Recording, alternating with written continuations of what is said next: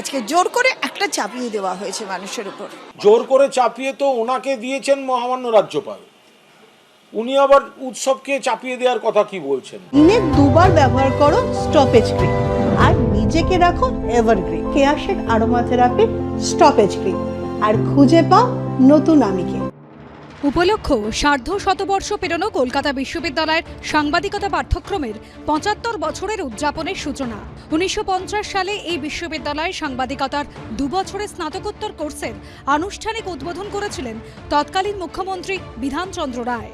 দীর্ঘ ইতিহাস পেরিয়ে ৭৫ বছর উদযাপনের সূচনা পর্বে সেনেট হলে খোদ উপাচার্যের গলায় উঠে এলো আরজিকর কাণ্ড এবং উৎসব চাপিয়ে দেওয়ার প্রসঙ্গ। আরজিকর কাণ্ডে রাজ্য জুড়ে প্রতিবাদের আবহে সবাইকে উৎসবে ফেরার আহ্বান জানিয়েছিলেন মুখ্যমন্ত্রী। আমি অনুরোধ করব, পুজোতে ফিরে আসুন, উৎসবে ফিরে আসুন। সোমবার উৎসব প্রসঙ্গে মুখ খুলে কড়া সমালোচনা করলেন কলকাতা বিশ্ববিদ্যালয়ের অন্তর্বর্তীকালীন উপাচার্য।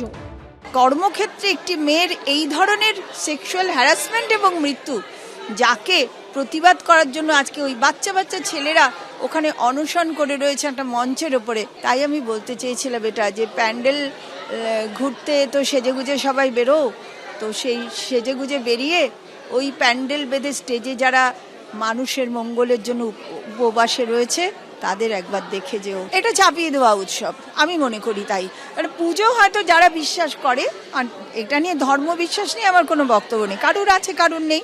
দুর্গা পুজোয় অঞ্জলি দিতে চায় দেবে, কিন্তু উৎসবের যে আনন্দ যারা করতে চাইছে আজকে জোর করে একটা চাপিয়ে দেওয়া হয়েছে মানুষের উপর। এটা আমার স্পষ্ট বক্তব্য। ওনাকে তো শুনেছি ওনার চেয়ারে রাজ্যপাল জোর করে চাপিয়ে দিয়েছেন, এবং সে চেয়ারটাও কতদিন থাকবে তার নেই কোনো ঠিক।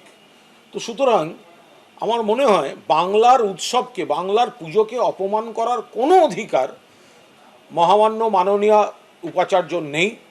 প্রতিবাদ প্রতিবাদের জায়গায় থাকবে, উৎসব উৎসবের জায়গায় থাকবে।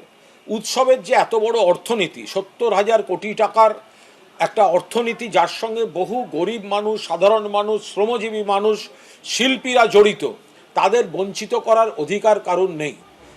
৭৫ বছর উদযাপন উপলক্ষে ডাক টিকিট প্রকাশের পাশাপাশি বিশ্ববিদ্যালয় চত্বরে বৃক্ষরোপণও করা হয়। কলকাতা বিশ্ববিদ্যালয় গেট থেকে সুবোধ মল্লিক স্কোয়ার পর্যন্ত মিছিল করেন সাংবাদিকতা বিভাগের বর্তমান এবং প্রাক্তনীরা। কৃষ্ণেন্দু অধিকারীর রিপোর্ট, এবিপি আনন্দ, কলকাতা।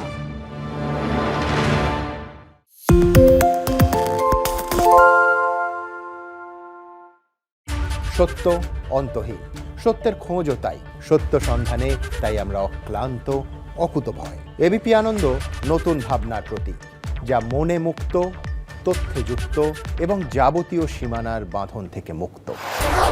সীমা না শব্দটির মধ্যে লুকিয়ে আছে মানা শব্দটি, যেন চোখ রাঙানি এক অদৃশ্য বেড়াজাল, যা আটকে রাখে আমাদের এক ছোট্ট গণ্ডির মধ্যে। একমাত্র সঠিক খবরই গড়ে তুলবে এক মুক্ত সমাজ। সেই জগৎ গড়ার লক্ষ্যে কোনো সীমানার ঠুকুটি আমরা মানব না। এবিপি আনন্দ এগিয়ে থাকে, এগিয়ে রাখে।